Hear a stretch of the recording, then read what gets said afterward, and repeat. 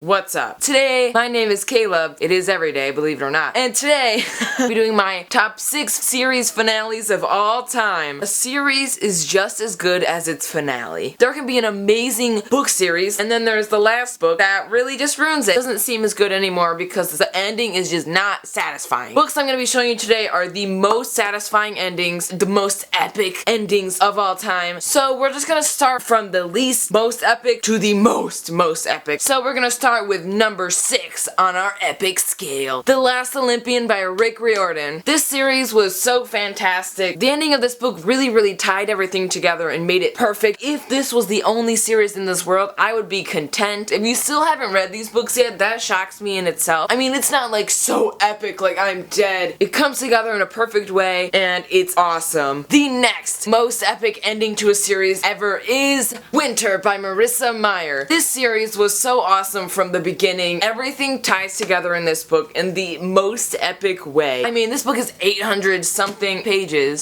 So much happens and there's so many characters and so many subplots and stuff happening. I just can't. It was so awesome seeing everything from the beginning, all these characters that we've known for such a long time come together, fight that evil queen, because all the characters are so different and so unique. And since there are so many main characters that we got to see them all split up and do different things with each other and see like one person doing this and other people doing this and this and this and this, doing all these different things for one cause, and then at the end all coming together. Oh yes, it's so good and I highly recommend this series to anybody. The next most epic ending to a series of all time is Ruin and Rising by Leigh Bardugo. I'm pretty sure her name is Leigh Bardugo, but I say Leigh Bardugo. And I'm never gonna change that. Slay Bardugo. Slay Bardugo. Even if I meet her and she's like, yo, my name's Leigh, I'm gonna be like, your name is Leigh. This series was one of my ultimate favorite series of all time. When was this? Back in 2014? No. Holy crap, I read these books in 2014. For some reason in my mind I read these in 2015, but I read these in 2014. Read this in like the beginning of school, so like September and stuff. All the time I would take these books and I would lay out this blanket in the leaves in my backyard and I'd read and I'd be like, it was just so good. This book will always be one of my favorite books of all time. I want to reread these so bad. I reread the first one last year and it was just so refreshing and so great, and I just want to reread the last two and just cry myself to sleep because they're so good. Basically, this series is one of my favorite fantasies of all time. A lot of people have read these, but there's still a lot of people that have not read them. I still, in my mind, think they're underhyped. Also, I realized that like a special short story in the back of this about the Darkling, and I never read it. I think I should do that. Like, it's only this long, but I feel like I should read that. I've already forgotten so much. All I remember is that I cried real bad in the end of this book. Not like the end,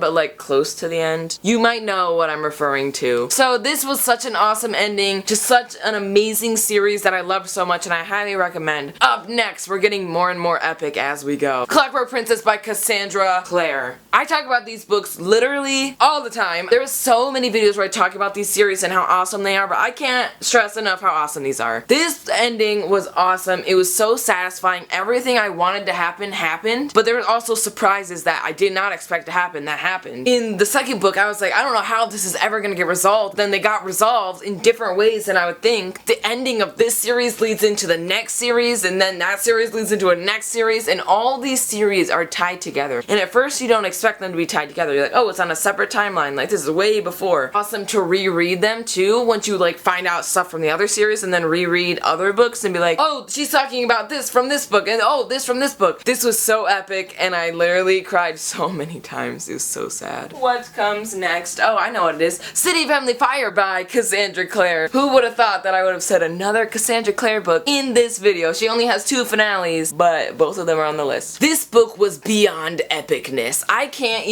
got this the day it came out. I was reading the first couple of chapters and I was hooked, and then I literally flew through this in like a 2, 3, 4 days. It's a big book. It's like the biggest book I'd ever read at that time. Like, I had read big books, but this was like huge. And I was just like so shocked at how big this book was. Oh man, this was so long ago. This was in May 2014. If this literally feels like it came out like a week ago, but it's been 2 years, over 2 years. That's interesting. I'm not gonna spoil you, but that ending, oof, I was so sad. You know the things. But those things ripped my soul into 2 pieces and then someone stomped on it. But we're fine. It was fine. We're good. So if you have not read a Cassandra Clare book to this day, I am appalled. That's all I have to say. Okay, we have the final epic book here. You may have noticed this hasn't come up yet. But obviously this is like the most epic book ever. Everything is amazing and I can't even stress enough how much I love this. I'm pretty sure most of us know what this book is. The most epic book I have ever read in my life. The Blood of Olympus. Just kidding, that book was literally the worst finale I think I've ever read.